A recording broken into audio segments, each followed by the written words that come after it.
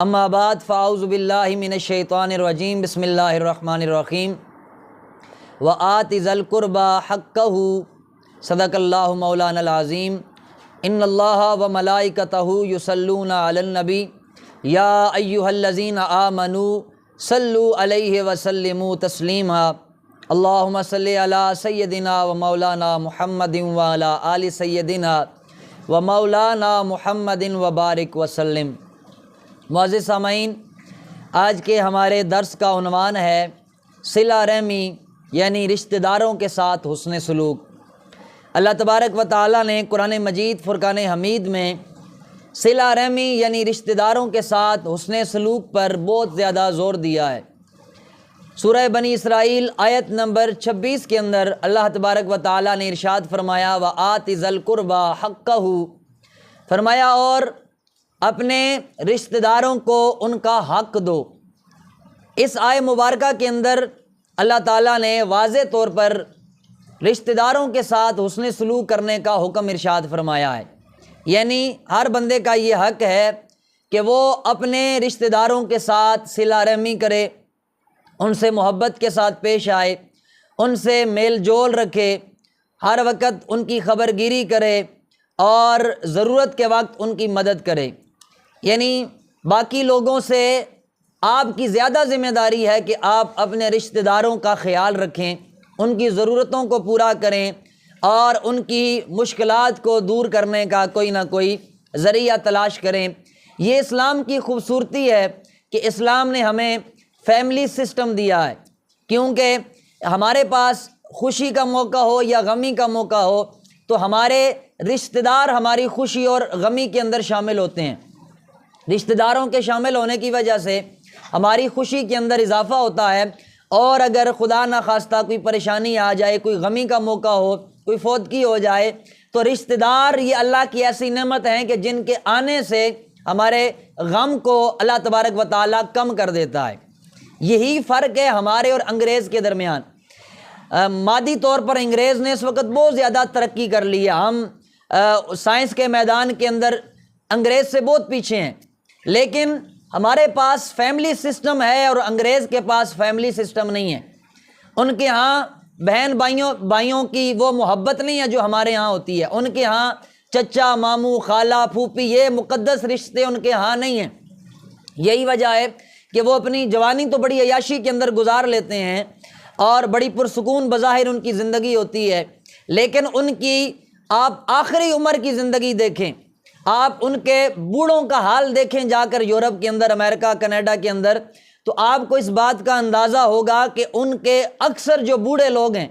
یا تو وہ اولڈ ہاؤسز کی زینت بن جاتے ہیں، جو بوڑھوں کے لیے انہوں نے ایک گھر بنایا ہوتا ہے جہاں سارے بوڑھے لوگ ہی ہوتے ہیں، وہاں ان کا اپنا کوئی بھی نہیں ہوتا، سارے پرائے ہوتے ہیں۔ آخری عمر ان کی یا تو اولڈ ہاؤسز کے اندر گزرتی ہے، یا پھر وہ لوگ آخری عمر کے اندر جب انہیں کوئی سہارا دینے والا نہیں ہوتا، کوئی ان کی دل جوئی کرنے والا نہیں ہوتا، کوئی ان کا غم بانٹنے والا نہیں ہوتا، تو وہ لوگ ڈپریشن کا شکار ہو کر خودکشی کر لیتے ہیں اور حرام کی موت مر جاتے ہیں۔ جبکہ اللہ تبارک و تعالیٰ نے ہم مسلمانوں پر یہ کرم کیا ہے کہ ہمارے ہاں رشتہ دار ہوتے ہیں جو ہمارے غم کو بانٹ لیتے ہیں، ہماری خوشیوں کے اندر شریک ہوتے ہیں، اور ہم لوگ غربت کے باوجود، پریشانیوں کے باوجود، ہمارے ملک کے حالات اتنے خراب ہونے کے باوجود ہم لوگ ایک بہترین زندگی گزارتے ہیں، تو اس کے اندر ہمارے قریبیوں کا بہت زیادہ تعلق ہے۔ اللہ تبارک و تعالیٰ نے قرآن مجید فرقان حمید کے اندر تقریباً 8 مقامات پر رشتہ داروں کے ساتھ حسن سلوک کرنے کا حکم ارشاد فرمایا۔ ایک آیت مقدسہ میں نے آپ کے سامنے پیش کی، سورہ بنی اسرائیل کی آیت نمبر 26 ہے، وآت ذی القربى حقہ۔ اللہ کریم نے فرمایا کہ رشتہ داروں کو ان کا حق دو، یعنی جس کا جو حق بنتا ہے، جو حق بھائی کا بنتا ہے بھائی کو دو، جو حق بہن کا بنتا ہے بہن کو دو، جو حق ماموں کا، چچا کا، پھوپھی کا، رشتہ داروں کا جو حق ہے۔ یہ حق سے مراد صرف کوئی زمین نہیں ہے، بلکہ ویسے بھی آپ کے ذمے جو ان کے حقوق ہیں آپ ان کو ادا کریں، یعنی مشکلات کے اندر ان کے لیے آسانی کا سامان پیدا کریں، ان کی ضرورتوں کو پورا کریں، دیگر معاملات کے اندر ان کی مدد کریں۔ اللہ تعالیٰ نے ایک اور مقام پر جہاں اپنی عبادت کا حکم دیا اور شرک سے دور رہنے کا حکم دیا، تو اس سے متصلاً اللہ تعالیٰ نے صلہ رحمی یعنی رشتہ داروں کے ساتھ حسن سلوک کا حکم دیا۔ اللہ کریم نے فرمایا وَاعْبُدُوا اللَّهَ وَلَا تُشْرِكُوا بِهِ شَيْئًا وَبِالْوَالِدَيْنِ إِحْسَانًا وَبِذِي الْقُرْبَى۔ اللہ تعالیٰ نے اس آیہ مقدسہ کے اندر فرمایا کہ اللہ کی عبادت کرو، اس کے ساتھ کسی کو شریک نہ ٹھہراؤ یعنی شرک نہ کرو، وَبِالْوَالِدَيْنِ إِحْسَانًا والدین کے ساتھ اچھا سلوک کرو، اور ساتھ متصلاً فرمایا وَبِذِي الْقُرْبَى اور اپنے قریبی رشتہ داروں کے ساتھ بھی اچھا سلوک کرو۔ یعنی اللہ تعالیٰ نے ہمیں یہ کوئی مشورہ نہیں دیا بلکہ قرآن کے اندر حکم دیا ہے کہ اپنے رشتہ داروں کے اندر، اور پھر رشتہ داروں کے اندر چونکہ ہر انسان کا جو سب سے قریبی رشتہ ہوتا ہے وہ ماں باپ کا رشتہ ہوتا ہے، والدین کا رشتہ ہوتا ہے، تو اللہ تعالیٰ نے پہلے فرمایا والدین کے ساتھ حسن سلوک کرو، اور پھر فرمایا کہ اپنے تمام رشتہ داروں کے ساتھ حسن سلوک کرو۔ اسی ضمن کے اندر ایک حدیث مبارکہ سماعت فرمائے، مشکات شریف کی حدیث ہے، 4911 نمبر حدیث ہے۔ جناب ابو ہریرہ فرماتے ہیں سرکار دو عالم صلی اللہ تعالیٰ علیہ وآلہ وسلم کی بارگاہ میں ایک بندہ حاضر ہوا، یا رسول اللہ مجھے یہ بتائیں کہ میرے حسن سلوک کا یعنی صلہ رحمی کا سب سے زیادہ مستحق بندہ کون ہے؟ کون سب سے زیادہ مستحق ہے کہ جس کے ساتھ میں صلہ رحمی کروں، جس کے ساتھ میں اچھا سلوک کروں؟ تو میرے آقا نے فرمایا تیری ماں۔ اس نے پوچھا یا رسول اللہ پھر کون ہے؟ میرے آقا نے پھر فرمایا تیری ماں۔ اس نے تیسری بار پوچھا یا رسول اللہ پھر کون؟ میرے آقا نے فرمایا تیری ماں۔ 3 مرتبہ حضور نے فرمایا تیری ماں، اور جب چوتھی مرتبہ اس نے پوچھا یا رسول اللہ پھر کون ہے، تو چوتھی مرتبہ میرے آقا نے فرمایا تیرا باپ۔ اور ایک دوسری روایت مشکات شریف کی ہے کہ حضور علیہ الصلوۃ والسلام نے 3 مرتبہ فرمایا تیری ماں، چوتھی مرتبہ فرمایا تیرا باپ، اور اس کے بعد فرمایا کہ جو تمہارا سب سے قریبی رشتہ دار ہے، جو سب سے زیادہ تمہارا قریبی رشتہ دار ہے، اس کے بعد وہ تمہارا حسن سلوک کا مستحق ہے۔ اور اللہ تبارک و تعالی اور رسول کریم صلی اللہ تعالیٰ علیہ وآلہ وسلم کا حکم بھی یہ ہے کہ تم اپنے تمام رشتہ داروں کے ساتھ حسن سلوک کرو۔ اب اس ضمن کے اندر آپ احادیث مبارکہ سماعت فرمائیں کہ اللہ اور اس کے رسول نے ہمیں کس قدر رشتہ داری کو جوڑنے پر، رشتہ داروں کے ساتھ حسن سلوک کرنے پر زور دیا ہے، اور اس کی فضیلت کو بھی بیان فرمایا ہے۔ حضرت انس رضی اللہ تعالیٰ عنہ اس حدیث کو بیان فرماتے ہیں کہ اللہ کے رسول صلی اللہ تعالیٰ علیہ وآلہ وسلم نے ارشاد فرمایا کہ اگر تم میں سے کوئی بندہ یہ چاہتا ہے کہ اس کے رزق میں اضافہ کر دیا جائے اور اس کی عمر کے اندر برکت آ جائے، یعنی عمر لمبی ہو جائے، کیونکہ ہر انسان کے دل کے اندر یہ 2 خواہشات ضرور ہوتی ہیں،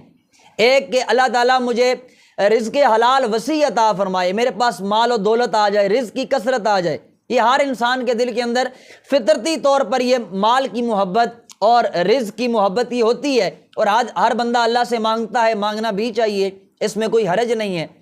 اور دوسری محبت ہر انسان کے دل کے اندر یہ ہوتی ہے کہ اللہ تعالیٰ میری عمر کے اندر برکت دے، یعنی اللہ تعالیٰ مجھے لمبی عمر عطا فرمائے۔ کوئی اگر 70-80 سال کا بابا بھی ہے تو وہ مرنے کو پسند نہیں کرتا، وہ یہی چاہتا ہے کہ میری عمر کے اندر اضافہ ہو، میں کچھ عرصہ اور اس دنیا کے اندر زندہ رہ لوں۔ تو ہر انسان کے دل کے اندر یہ 2 خواہشات ضرور ہوتی ہیں، ایک اللہ تعالیٰ میرے رزق میں اضافہ فرما دے، اور دوسرا اللہ تعالیٰ میری عمر میں اضافہ فرما دے۔ تو اللہ کے رسول فرماتے ہیں اگر تم میں سے کوئی یہ چاہتا ہے کہ اس کے رزق کے اندر اضافہ کر دیا جائے اور اس کی عمر کے اندر برکت عطا کر دی جائے، تو حضور نے فرمایا وہ اپنے رشتہ داروں کے ساتھ اچھا سلوک کرے، رشتہ داروں کے ساتھ صلہ رحمی کرے، اللہ تعالیٰ اس کے رزق میں بھی اضافہ فرمائے گا اور اس کی عمر میں بھی برکت عطا فرما دے گا۔ تو اس لیے ہمیں چاہیے کہ ہم حد الامکان جہاں تک ممکن ہو ہم رشتہ داری کو جوڑ کر رکھیں، صلہ رحمی کریں۔ اہل سنت کے ایک بڑے عالم دین صدر الشریعہ حضرت امجد علی اعظمی رحمۃ اللہ تعالیٰ علیہ صاحب بہار شریعت، آپ فرماتے ہیں کہ صلہ رحمی کا مطلب رشتے کو جوڑنا ہے، یعنی رشتہ داروں کے ساتھ اچھا سلوک کرنا، ان کے ساتھ نیکی کرنا۔ اور اگلی جو بات آپ نے ارشاد فرمائی وہ بڑی قابل توجہ ہے۔ حضرت امجد علی اعظمی رحمۃ اللہ تعالیٰ علیہ فرماتے ہیں کہ ساری امت کا اس بات پر اجماع ہے، ساری امت اس بات پر متفق ہے کہ صلہ رحمی کرنا یہ واجب ہے، صلہ رحمی کرنا یعنی رشتہ داری کو جوڑ کر رکھنا، رشتہ داروں کے ساتھ حسن سلوک کرنا یہ واجب ہے، اور قطع رحمی کرنا یہ حرام ہے۔ اللہ اکبر۔ آپ اس پر غور کریں کہ ہم اس کو ایک معمولی سی بات سمجھتے ہیں۔ ہمارے بہت سارے لوگ چھوٹی چھوٹی باتوں پر ناراض ہوتے ہیں، اپنے سگے بہن بھائیوں سے ناراض ہوتے ہیں، اور پھر سال ہا سال وہ ناراضگی کے اندر گزار دیتے ہیں، راضی نہیں ہوتے، چھوٹی چھوٹی باتوں کو بنیاد بنا کر وہ ساری زندگی ناراضگی کے اندر گزار دیتے ہیں، جبکہ اللہ کے رسول صلی اللہ تعالیٰ علیہ وآلہ وسلم کی احادیث کی روشنی کے اندر ہمارے علماء کا یہ فتویٰ ہے کہ قطع رحمی کرنا یہ حرام ہے۔ ہمیں یہ تو پتہ ہے کہ شراب پینا حرام ہے، ہمیں یہ بھی پتہ ہے کہ زنا کرنا حرام ہے، سود کھانا حرام ہے، رشوت لینا حرام ہے، لیکن ہم نے کبھی اس پر توجہ نہیں دی کہ قطع رحمی کرنا، رشتوں کو توڑنا، رشتہ داریوں کو ختم کرنا یہ بھی حرام ہے۔ اللہ کے رسول صلی اللہ تعالیٰ علیہ وآلہ وسلم نے صلہ رحمی پر بہت زیادہ زور دیا، اور پھر سب سے پہلے چونکہ والدین انسان کے قریبی رشتہ دار ہوتے ہیں ان پر زور دیا، اور مزید اس کی اہمیت کو بڑھانے کے لیے اللہ کے رسول صلی اللہ تعالیٰ علیہ وآلہ وسلم نے اس بات کی تعلیم بھی ارشاد فرمائی کہ اگر تمہارے والدین کافر بھی ہوں پھر بھی ان کے ساتھ صلہ رحمی کرو، پھر بھی ان کے ساتھ اچھا سلوک کرو۔ حضرت اسماء بنت ابی بکر رضی اللہ تعالیٰ عنہ صحابیاں ہیں، فرماتی ہیں کہ جس وقت رسول کریم صلی اللہ تعالیٰ علیہ وآلہ وسلم نے قریش کے ساتھ صلح حدیبیہ فرمائی تو اس زمانے کے اندر میری والدہ میرے پاس تشریف لائیں۔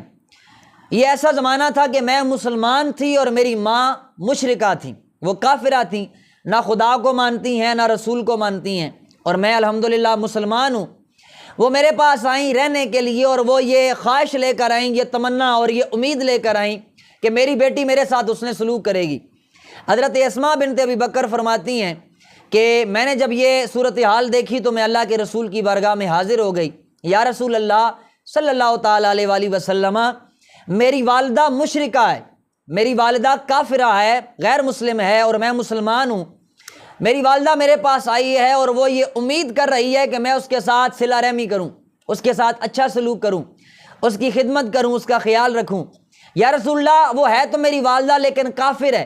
نہ خدا کو مانتی ہے نہ رسول کو مانتی ہے، نہ اللہ کی توحید کو مانتی ہے نہ آپ کی رسالت کو مانتی ہے۔ یا رسول اللہ میرے لیے کیا حکم ہے؟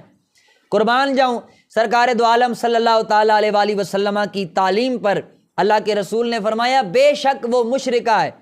بے شک وہ کافرہ ہے، لیکن تیری والدہ ہے، تو اس کے ساتھ حسن سلوک کر، تو اس کے ساتھ صلہ رحمی کر، اور ہر حالت میں اس کا خیال کر۔ قیامت تک آنے والے لوگوں کو اللہ کے رسول نے یہ تعلیم ارشاد فرما دی کہ والدین اس قدر حسن سلوک کے مستحق ہیں کہ اگر وہ مشرک بھی ہوں تو پھر بھی ان کے ساتھ حسن سلوک کرنا ہے، کیونکہ یہ صلہ رحمی کا تقاضا ہے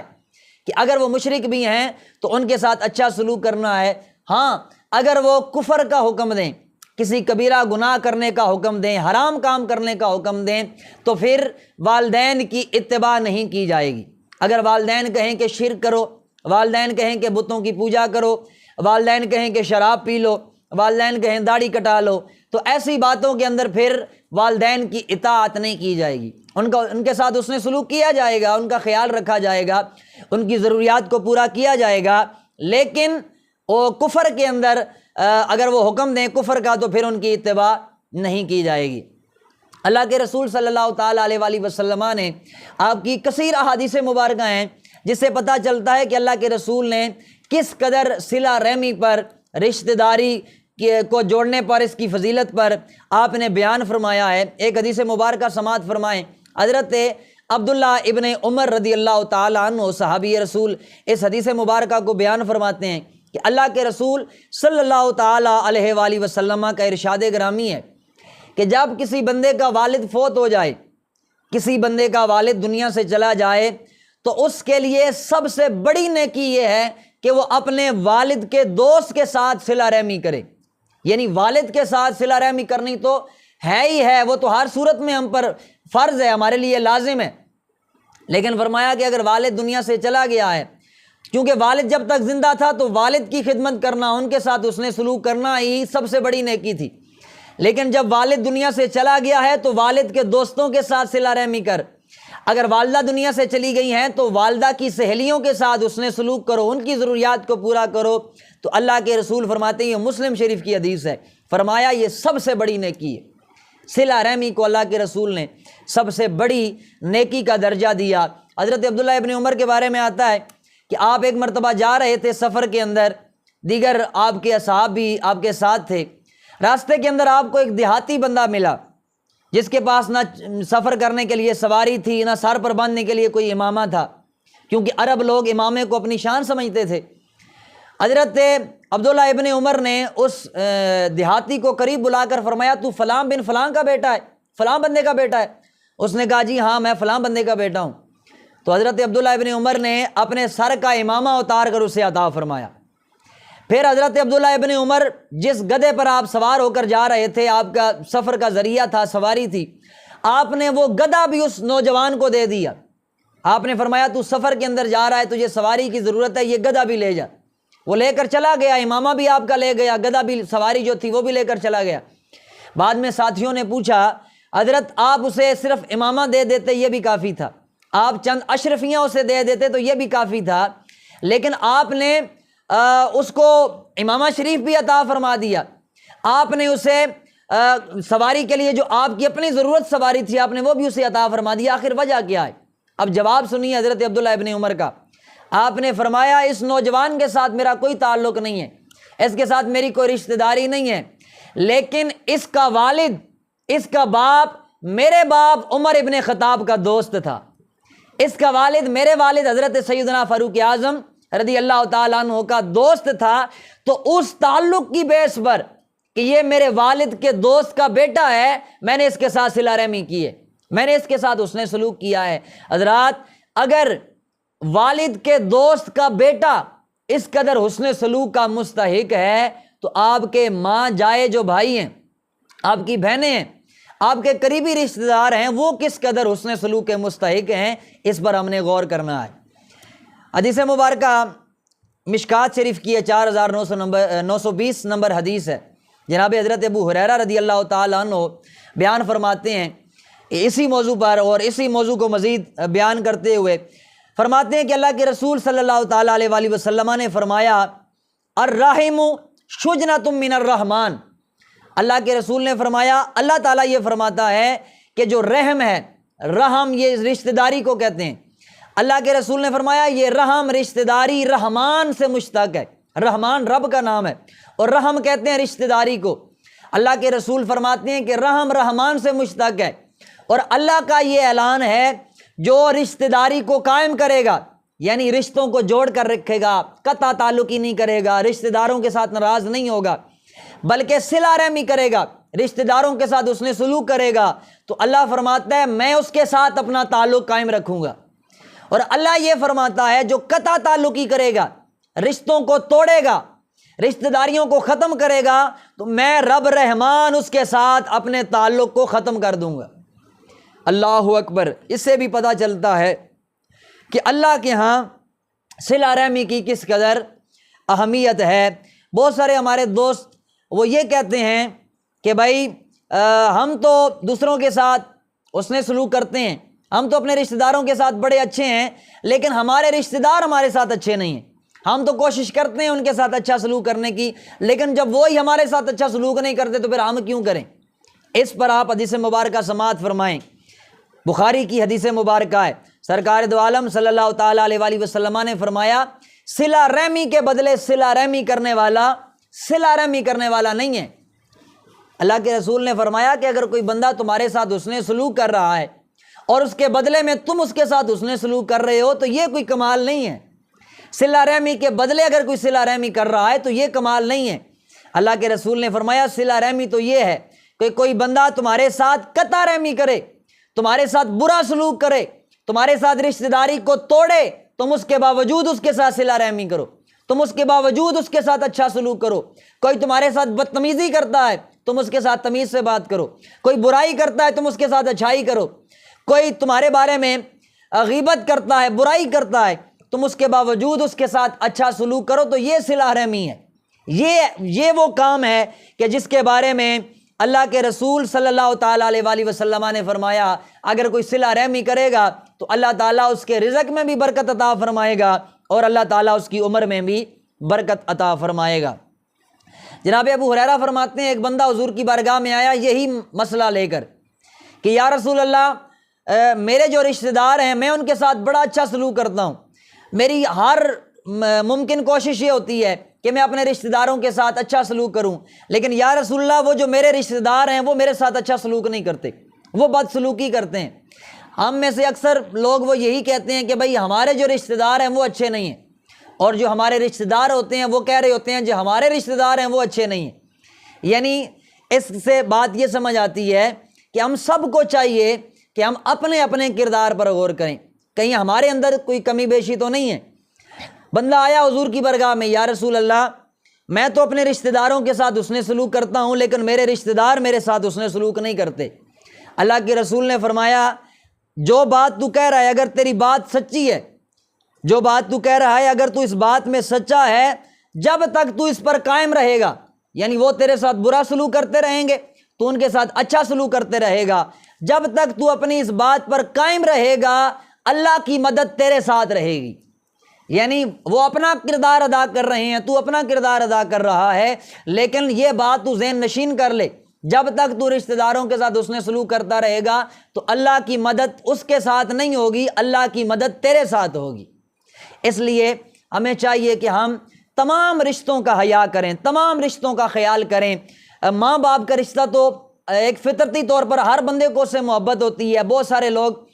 وہ اس سعادت کو حاصل کر لیتے ہیں کہ وہ والدین کی خدمت کرتے ہیں، لیکن والدین کے علاوہ بھی جو رشتے ہیں، آپ کی خالہ ہے، آپ کی پھوپھی ہے، آپ کے بہن بھائی ہیں، دیگر دور کے رشتے ہیں، آپ سب کا خیال کریں کیونکہ یہ سارے کے سارے صلہ رحمی کے اندر آتے ہیں۔ آخری حدیث مبارکہ آپ سماعت فرمائیں، یہ بھی مشکات شریف کی حدیث ہے۔ حضرت عبداللہ ابن عمر رضی اللہ تعالیٰ عنہ بیان فرماتے ہیں کہ ایک آدمی نبی پاک صلی اللہ تعالیٰ علیہ وآلہ وسلم کی بارگاہ میں حاضر ہوا، یا رسول اللہ میں نے بہت بڑا گناہ کر لیا ہے، بہت بڑا گناہ کر لیا ہے، یا رسول اللہ کیا کوئی توبہ کی گنجائش ہے؟ کیا یہ ممکن ہو سکتا ہے کہ میری توبہ قبول ہو جائے، میرا یہ گناہ جو ہے اللہ تبارک و تعالیٰ اسے معاف فرما دے؟ تو سرکار دو عالم رحمت کونین صلی اللہ تعالیٰ علیہ وآلہ وسلم نے ارشاد فرمایا تیری ماں زندہ ہے؟ اس نے کہا یا رسول اللہ میری ماں کا انتقال ہو گیا ہے۔ حضور نے فرمایا تیری خالہ زندہ ہے؟ اس نے کہا ہاں یا رسول اللہ میری خالہ زندہ ہے۔ حضور نے فرمایا جا اپنی خالہ کے ساتھ حسن سلوک کر، اپنی خالہ کے ساتھ جا کر صلہ رحمی کر، اللہ تعالیٰ اس کے بدلے تیرا سب سے بڑا گناہ معاف فرما دے گا۔ اس سے پتہ چلتا ہے کہ بے شک ماں باپ کی خدمت بہت بڑا ثواب ہے، لیکن جو دیگر رشتہ داریاں ہیں ان کی خدمت کرنا، ان کے ساتھ اچھا سلوک کرنا، اس کی بھی بڑی فضیلت ہے۔ اور خود سرکار دو عالم صلی اللہ تعالیٰ علیہ وآلہ وسلم کی آپ سیرت طیبہ دیکھیں تو حضور علیہ الصلوۃ والسلام کے رشتہ دار انہوں نے حضور کے ساتھ کیا کیا؟ ابو لہب جو حضور کا سگا چچا تھا، حضور علیہ الصلوۃ والسلام کو گالیاں دی گئیں، آپ کے راستے میں کانٹے بچھائے گئے، پتھر مارے گئے، اوجڑیاں پھینکی گئیں۔ کون سا وہ ظلم تھا جو سرکار پر نہیں کیا گیا؟ ہم لوگ شکوہ کرتے ہیں کہ ہمارے رشتہ دار ہمارے ساتھ اچھا سلوک نہیں کرتے۔ آپ حضور کی سیرت پڑھیں، جتنا برا سلوک حضور کے رشتہ داروں نے حضور کے ساتھ کیا، اتنا تو شاید ہم میں سے کسی کے رشتہ داروں نے اتنا برا سلوک اس کے ساتھ نہ کیا ہو۔ لیکن جب سرکار فاتح بن کر مکے کے اندر داخل ہوئے، حضور نے مکے کو فتح کر لیا، حضور مکے کے حاکم بن کر مکے کے اندر داخل ہوئے، مکے کے کافروں کا یہ خیال تھا کہ آج تو سرکار چن چن کے ہم سے بدلہ لیں گے۔ بعض صحابہ نے بھی یہ ذہن بنایا ہوا تھا آج تو بدلے کا دن ہے، ہم ان سب لوگوں سے بدلہ لیں گے جنہوں نے ہمیں مکے سے نکالا تھا، جنہوں نے سرکار پر اوجڑی پھینکی تھی، جنہوں نے سرکار کو ستایا تھا۔ لیکن قربان جاؤں اپنے پیارے آقا کی سیرت طیبہ پر۔ حضور علیہ الصلوۃ والسلام فاتح بن کر جب مکے میں داخل ہوئے تو حضور نے عام معافی کا اعلان کر دیا۔